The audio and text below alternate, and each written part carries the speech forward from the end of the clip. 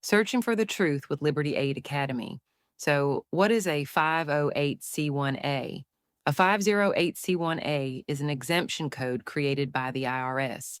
Unbeknownst to most people today, Section 508c1A was specifically added to the Internal Revenue Code to protect the First Amendment rights of churches and other qualified religious organizations and reflects the constitutional principle of separation of church and state, granting these organizations freedom from undue government oversight and ensuring their operations remain private and mission focused.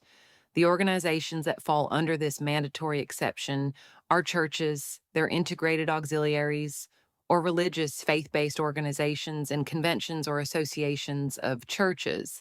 Thus, a 501c3 nonprofit is a special type of 501c3 tax exempt organization that does not have to report its income or activities to the IRS by filing annual tax returns.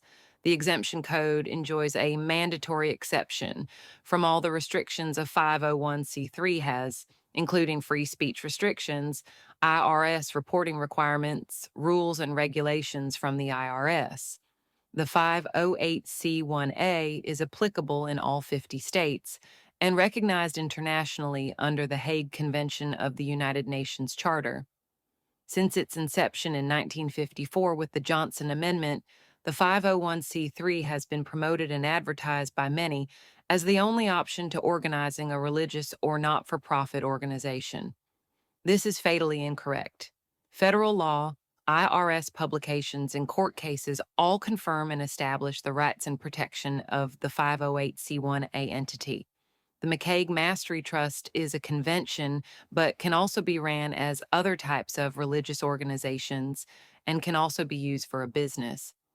Like many things in life, there is more than one way to form a faith based organization, just like there is more than one way to form a business. Visit us to learn more at libertyaidacademy.org. Have a blessed day.